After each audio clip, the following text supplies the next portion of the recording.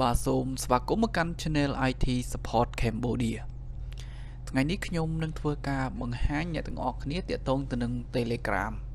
អញ្ចឹងសម្រាប់អ្នកទាំងអស់គ្នាមួយចំនួនគឺប្រហែលជាស្គាល់ឲ្យ Telegram ខ្ញុំសូមណែនាំបន្តិចសម្រាប់អ្នកដែលមិនទាន់ស្គាល់អញ្ចឹងថាតើអ្វីទៅជា Telegram បាទ Telegram គឺជាកម្មវិធី Cloud based mobile and desktop message application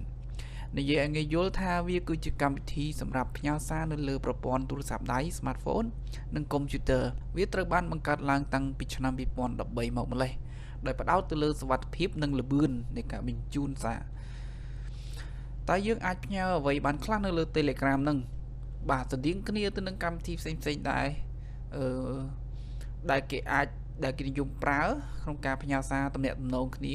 Telegram អាចឲ្យយើងផ្ញើសារជាអក្សររូបភាព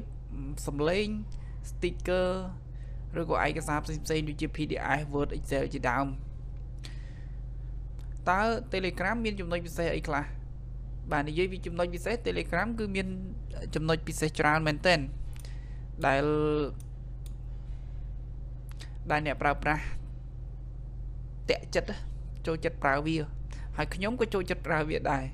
ចំណុចពិសេសរបស់វាមានដូចជាបាទទីមួយវាសាមញ្ញងាយស្រួលប្រើបាទការផ្ញើសារត្រូវបានធ្វើកូដនីយកម្មឬក៏ Encryption បានន័យថាសារដែលផ្ញើចេញទៅគឺត្រូវបានចាក់សោបើទោះបីជាមាន hacker ចាប់សាររបស់យើងបានក៏គេមិនអាចមើលសារបានយើងបានដោយងាយៗដែរអញ្ចឹងការ Encryption message របស់ Telegram គឺមា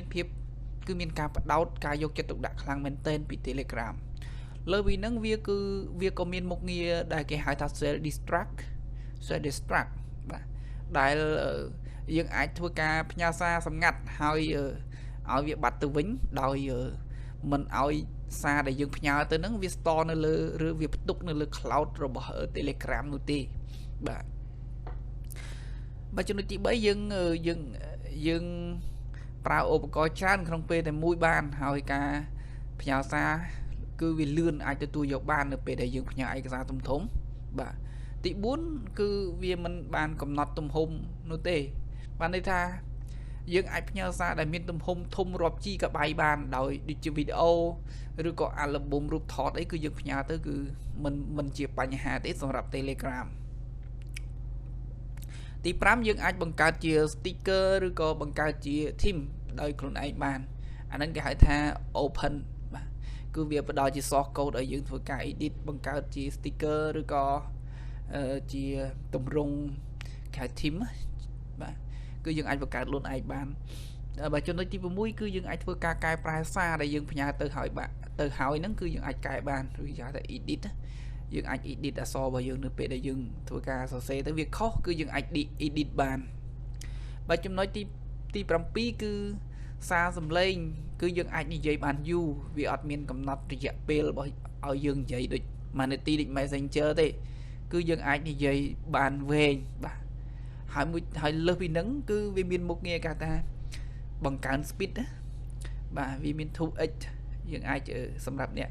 ស្ដាប់ voice គឺយើងចង់ចំណេញពេលយើងចុច 2x ទៅវានឹងពលឿនគឺនិយាយញាប់បាទអញ្ចឹងគឺយើងចំណេញពេលក្នុងការអង្គុយស្ដាប់សារសលេងរបស់គេនៅពេលដែលគេនិយាយច្រើនបាទចំណុចទី8នៅក្នុង Telegram យើងអាចបង្កើតជាក្រុមដែលមានសមាជិកច្រើនដល់ទៅ 200,000 នាក់អញ្ចឹង 200,000 នាក់ច្រើនមែនទែនគឺដូចជា Messenger អីគឺបង្កើតបានតិចទេក្នុងក្រុមវាមិន support ច្រើនទេហើយ Telegram វិញគឺឡើងដល់ 20,000 នាក់អញ្ចឹងយើងអាចបង្កើតក្រុមធំបានសម្រាប់ Telegram សម្រាប់យើងបង្កើតធ្វើការងារក្រុមហ៊ុនឬក៏ស្ថាប័នរបស់យើងគឺយើងអាចបង្កើតដាក់សមាជិកបានច្រើនចំណុចទី9មុខងារមួយទៀតដែលខ្ញុំចូលចិត្តបំផុតនោះគឺគេហៅ message filter គឺវាមានភាពងាយស្រួលក្នុងការស្វែងរកឯកសាររបស់យើងមែនតើឧទាហរណ៍ថាជាប្រភេទរូបថតជា link ឬក៏ជា voice ឬក៏ជា MP3 ជាវីដេអូគឺយើងអាចធ្វើការ filter នៅក្នុង group គឺយើងអាចស្វែងរកឯកសារទាំងអស់ហ្នឹងបានដោយងាយស្រួលវាអត់ពិបាកអង្គុយអស់មើល message ឡើងទាំងអស់ហើយគឺគាត់មានកន្លែងនេះយើង build filter attachment ហ្នឹងគឺយើងអាច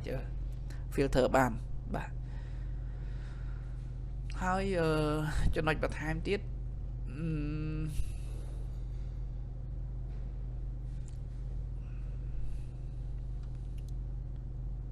បាទអញ្ចឹងចង់ដឹងថាវាល្អប្រើប៉ុណ្ណាសូមសាកល្បងប្រើទាំងអស់គ្នាទៅវីដេអូបន្ទាប់ខ្ញុំនឹងប្រាប់ពីរបៀបដំឡើងកម្មវិធីបាទការបង្កើត account និងរបៀបប្រើប្រាស់ខ្លះៗដើម្បីសម្រួលឲ្យអ្នកទាំងអស់គ្នាដែលមិនដែលធ្លាប់ប្រើហើយខ្ញុំគិតថាយើងគួរតែរៀនប្រើវាទៅព្រោះសម័យ technology កម្មវិធីអស់ហ្នឹងគឺជាកម្មវិធីដែលគេនិយមប្រើមែនទែនសម្រាប់ស្ថាប័នមិនថាស្ថាប័នក្រុមហ៊ុនឯកជនឬក៏ជាប្រភេទ NGO ឬក៏រដ្ឋអីគឺគេនិយមប្រើមែនទែនដោយសារថាវាអាចផ្ញើឯកសារធំៗបានបាទហើយតកតងការផ្ញើសារគឺមានការ encryption សុវត្ថិភាពអីហ្នឹងគឺខ្ពស់ជាងកម្មវិធីផ្សេងៗបាទអញ្ចឹងវីដេអូហ្នឹងខ្ញុំសូមបញ្ចប់ត្រឹមហ្នឹងខ្ញុំគ្រាន់តែបកស្រាយបញ្យលត្រួសទេអត់មាននិយាយអីច្រើនទេបាទអញ្ចឹងនៅក្នុងវីដេអូហ្នឹងខ្ញុំនិយាយតែប៉ុណ្្នឹងទេបាទអញ្ចឹងសូមអរគុណហើយសូមជម្រាបលា